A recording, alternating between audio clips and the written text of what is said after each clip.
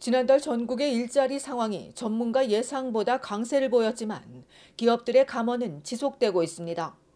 고금리로 인한 소비 위축 등 경기 둔화 신호들이 나오면서 기업들이 경비 절감을 위해 감원에 적극 나서고 있습니다. 오늘 허드슨 베이는 소매 부문의 매출 둔화가 지속되고 있다며 250명을 해고한다고 밝혔습니다. 올 들어서만 벌써 두 번째로 모두 500명이 감원될 예정이며 다만 백화점 등 소매업 분야 직원에는 영향이 없다고 설명했습니다. 앞서 이달 초 쇼피파이가 인력의 20%를 해고했고 베스트바이는 700여 명, 이외에도 소프트웨어 관련과 전자상거래, 소셜미디어 등 국내의 크고 작은 기술 관련 기업들이 잇따라 구조조정하고 있습니다. 또 국내 언론사인 포스트미디어와 글로벌 뉴스에도 감원 바람이 불고 캐노피 그로스, 시네플렉스, 온라인 자동차 판매 업체까지 수십 명에서 수백여 명에 이르는 인력을 감축하고 있습니다. 이외에 페이스북의 모회사 메타가 지난해에 이어 또 추가 해고를 발표했고 올 초 12,000명을 감축한다고 발표한 구글은 지난 2월부터 캐나다 직원들에게 해고 소식을 통보하기 시작했고 아마존 역시 캐나다의 전자상거래 등에서 구조조정을 추진하고 있습니다.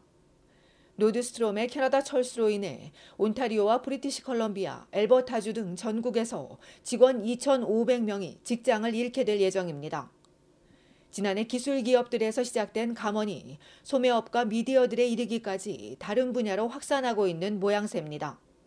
최근 로열은행은 보고서에서 경기 우려 등으로 인해 내년 1분기 실업률이 6.6%까지 악화될 걸로 예상한 바 있습니다.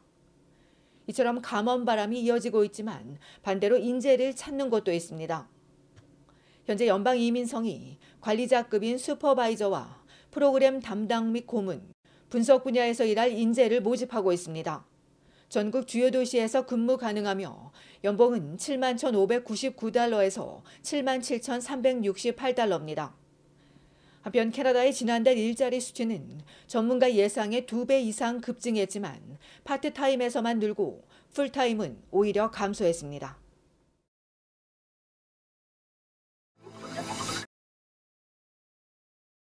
연방정부가 보안 기능이 첨가된 새로운 여권을 공개했습니다. 위조나 도난후 피해 등을 막기 위해 운전면허증 화폐와 같은 최첨단 보안 기능을 포함시켰습니다. 개인정보는 지금의 잉크 대신 레이저로 새겨 내구성이 향상되고 변조나 위조를 막을 수 있으며 변조 감지 기능이 높은 전자여권 칩도 내장돼 있습니다. 표지 색깔은 블루 그대로지만 단풍잎을 가운데 놓고 현대적으로 바꿨습니다. 4가지 색상인 속지는 기존의 역사 이야기 대신 캐나다의 다양한 사람들과 풍경, 야생동물, 사계절이 담긴 사파들로 채워집니다.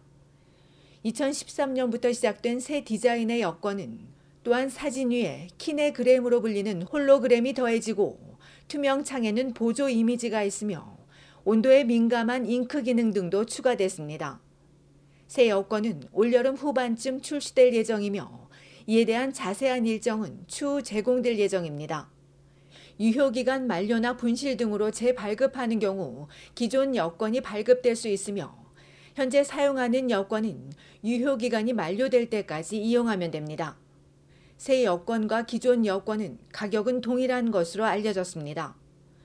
정부는 또 올 가을부터는 여권 갱신과 수수료 비용 지불, 사진 업로드까지 모두 온라인에서 신청이 가능하도록 할 계획입니다. 한편 올 초 헨리앤파트너스가 발표한 여권 지수에 따르면 캐나다는 여권만으로 입국이 가능한 나라가 185개국으로 오스트레일리아와 그리스, 말타 등과 함께 공동 8위 그룹에 올랐습니다. 한국은 192개국으로 싱가포르와 함께 공동 2위를 차지했습니다.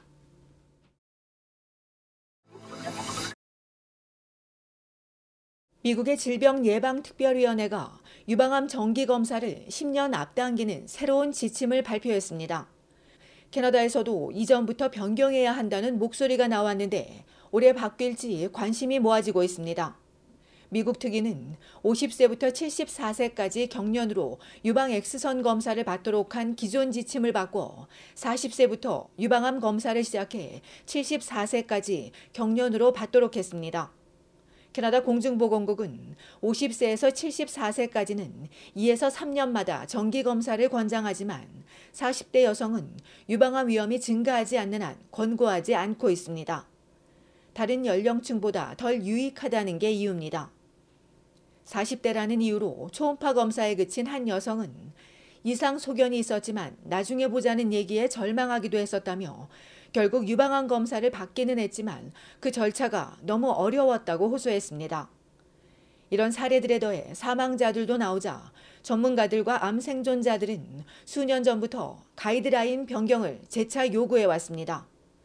현재 온타리오와 퀘벡주는 50세부터인 정부 지침을, 이와는 달리 브리티시 컬럼비아와 노바스코샤, 프린스 에드워드 아일랜드, 엘버타주는 연령을 앞당기고 있습니다.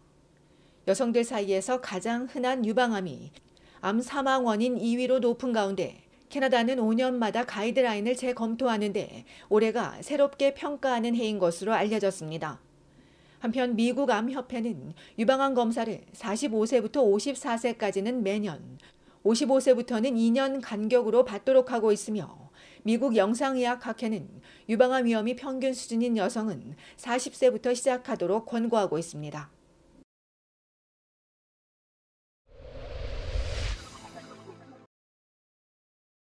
어제 오후 3시 반쯤 온타리오주 놀수역 레슬리 스트리트 서쪽 용밀과 벤버리 로드에서 길을 건너던 어린이가 차에 치여 중상을 입었습니다. 병원으로 급히 옮겨진 아이는 다행히 생명엔 지장이 없는 것으로 알려졌으며 경찰이 사고 경위를 조사 중인 가운데 오늘 오전까지 사고 차량 운전자가 현장에 남았는지 다친 아이가 몇 살인지 등은 알려지지 않았습니다. 이 밖에 지난달 21일 오후 4시경 셰퍼드역 승강장에서 발생한 폭행 사건의 여성 용의자를 경찰이 공개 수배했습니다. 용의자는 시비가 붙은 남성을 자신이 들고 있던 꽃다발로 때렸고 이를 촬영하던 두 번째 남자도 꽃다발로 때리고 어깨를 친 뒤 철로에 밀어버리겠다고 위협했습니다. 검정색과 녹색 군복 스타일의 나이키 재킷을 입은 30대 여성 용의자는 검정색과 녹색의 구찌 스카프를 두르고 파란색 모자에 선글라스를 착용했으며 녹색 가방 2개와 검정색 배낭을 맸습니다.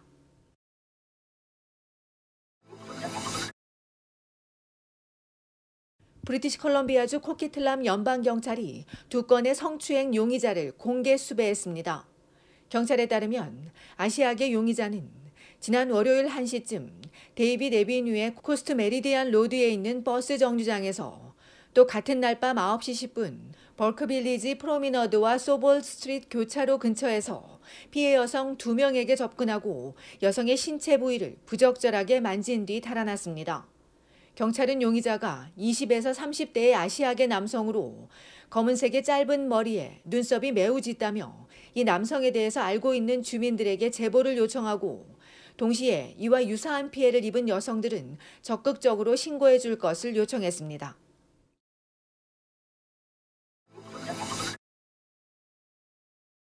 캐나다 중저소득층을 지원하기 위해 연방정부가 도입한 그로서리 리베이트가 7월에 지급될 예정입니다. 지난달 연방하원에서 만장일치로 승인된 그로서리 리베이트 관련 법안은 다음 주 연방 상원에서 통과될 예정입니다. 법안이 공식 제정되면 리베이트 지원금은 오는 7월 5일 국세청의 GST 시스템을 통해 자격이 되는 1,100만여 명에게 자동으로 지급될 예정입니다. 앞서 국세청은 그로서리 리베이트를 지급해준다는 문자와 이메일 사기가 전국에서 나돌자 사기 주의보를 발령한 바 있습니다.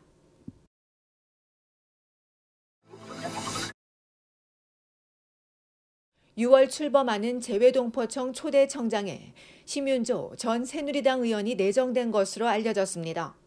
외무고시 11회 출신으로 포르투갈과 오스트리아 대사, 외교통상부 차관보, 북미 국장 등을 지낸 심 내정자는 2014-2015년 새누리당 재외국민보호위원장을 지내며 재외국민 선거 투표를 독려하고 국회의원 재임 당시 원스톱으로 재외동포의 행정민원을 해결하는 재외동포청 설치 법안을 발의하기도 했습니다.